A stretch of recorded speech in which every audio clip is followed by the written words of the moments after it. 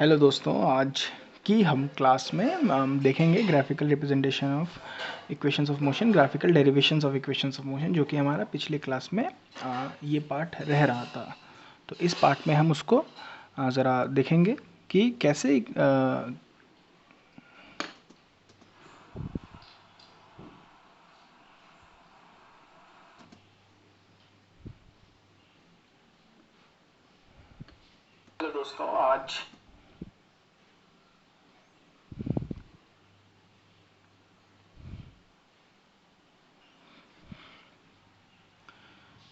Hello दोस्तों, आज की हम इस क्लास में देखेंगे graphical derivation of equations of motion. मेरा जो मोशन का जो क्लास था उसमें सिर्फ ये पार्ट छूट गया था, तो इस पार्ट को हम यहाँ से देखेंगे। क्योंकि मुझे ग्राफ की मदद से इसको आपको समझाना था, तो मैंने इसको इस वीडियो के लिए छोड़ दिया था। तो आज इस वीडियो में हम इस ग्राफिकल डेरिवेशन को भी समझेंगे। ठीक है, तो सबसे पहली इक्वेशन जो मैंने आपको बताया था, 3 इक्वेशंस होती हैं, जिसमें से तीनों इक्वेशंस पहले लिख देते हैं। v is equals to u plus a t. दूसरी इक्वेशन हमारी होती है s is equals to u t plus half a t square. और तीसरी इक्वेशन होती है हमारी 2as is equals to v square minus u square. इसमें हम सबसे पहली इक्वेशन देखेंगे कि ये कैसे ग्राफ के मेथड से v is equals to u plus a t, कैसे ग्राफ के मेथड से हम इसको डिराइव कर सकते हैं। ठीक है, तो सबसे पहले तो ग्राफ समझेंगे हम। ये ग्राफ क्या है? ये ग्राफ जो हमारा है, ये वेलोसिटी टाइम ग्राफ है।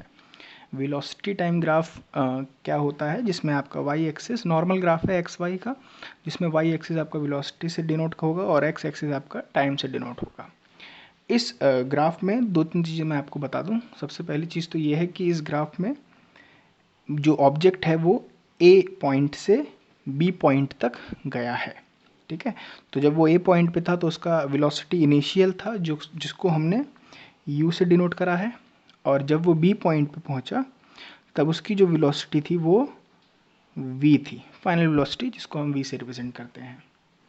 ठीक है, a से लेके b तक पहुंचने में उसको कितना समय लगा? ओ सी यानी t टाइम लगा, जो कि हमारा ओ सी से रिप्रेजेंट हो रहा है इस ग्राफ में। प्लस वेलोसिटी टाइम ग्राफ में जो एक्सेलरेशन होता है वो ग्राफ के स्लोप से रिप्रेजेंट होता है, और इस ग्राफ का स्लोप जो है वो है ए बी। तो ए बी जो है स्लोप, वो हमारा एक्सेलरेशन को रिप्रेजेंट कर रहा है। अब इसके डेरिवेशन पे जब हम आएंगे तो सबसे पहले हमें तो कुछ चीज़ों को लिखना पड़ेगा। क्या लिखना पड़ेगा? इस ग्राफ में ओ से लेकर ए यू है, तो हम लिख देंगे ओ ए इज इक्वल्स टू यू, क्योंकि इनिशियल वेलोसिटी हमारी ओ ए से रिप्रेजेंट हो रही है ग्राफ में। फाइनल वेलोसिटी बेटा आप देख के बताओ कहाँ से होगी? ओ से लेके कहाँ तक जा रही है? ई तक। ये वाला पार्ट पूरा जो है हमारा फाइनल वेलोसिटी है, तो ओ ई हमारा हो जाएगा फाइनल वेलोसिटी। अब टाइम क्या है? ओ सी, तो ओ सी हो जाएगा हमारा टाइम। तो हमने इन तीन चीज़ों को पहले दिखा दिया है।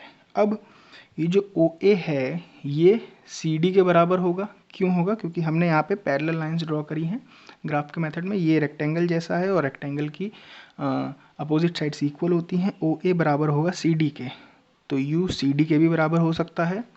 उसी हिसाब से ओ ई जो हमारा है वो बी सी के बराबर हो सकता है, और जो ओ सी है हमारा वो ए डी के बराबर भी हो सकता है। तो ये तो चीज़ें जो आपको सबसे पहले लिखना पड़ेगा जब भी आप एग्ज़ाम में पेपर दोगे, एग्ज़ाम करोगे, उसमें ये अगर आपका क्वेश्चन आ गया, देखो ये क्वेश्चन आता है graphical derivation of equations of motions. तीनों इक्वेशंस में से कोई भी इक्वेशन आपको ये डिराइव करने के लिए पेपर में पूछ देगा, और सबसे बड़ा नंबर का जो क्वेश्चन होता है उसमें पूछा जाता है, या तो 4 मार्क्स का आएगा या तो 5 मार्क्स का आएगा। ठीक है, कंबाइन भी हो सकता है, जैसे कि आपका 2 मार्क्स का ये डेरिवेशन दे देगा और उसके साथ एक न्यूमेरिकल जोड़ देगा।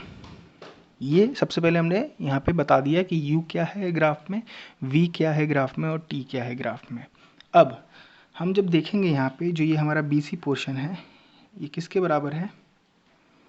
BD प्लस CD हम इसको लिख सकते हैं, बिल्कुल लिख सकते हैं, क्योंकि भाई BC जो है हमारा वो BD और CD से जुड़ के बना है, तो इसको हमने लिख दिया है।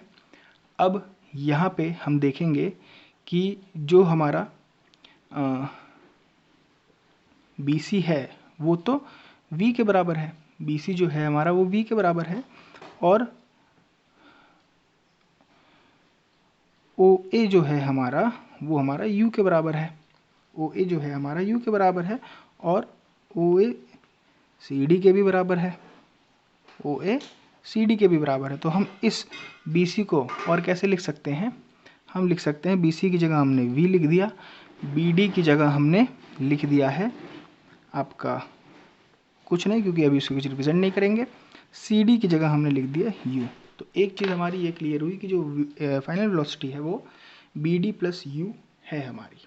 अब यहाँ से बी डी को अगर हम, जो कि हमारा अभी तक अननोन है, उसको हम अगर सेपरेट करेंगे तो वो हमारा आएगा v माइनस यू के बराबर, v माइनस यू के बराबर आ गया ये। अब यहाँ तक तो हमने कर लिया, ये जो हमारा फर्स्ट पार्ट होगा इस डेरिवेशन का। अब since it is an velocity time graph,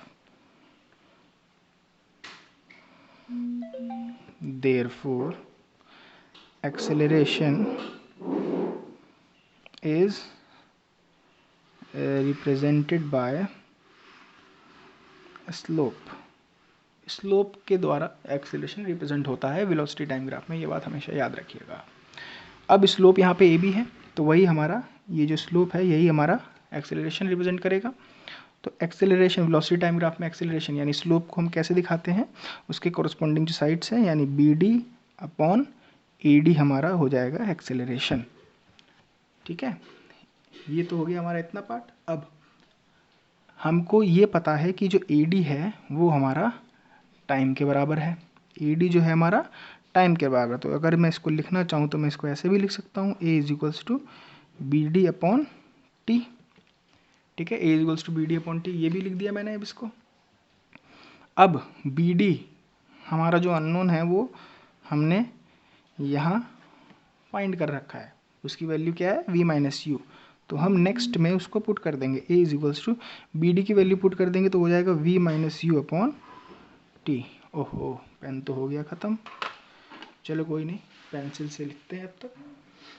a is equals to हमारा हो जाएगा v minus u upon T, क्योंकि बी डी की जगह हमने बी डी का वैल्यू पुट कर दिया है और डिनोमिनेटर में हमारा टाइम आ ही गया था।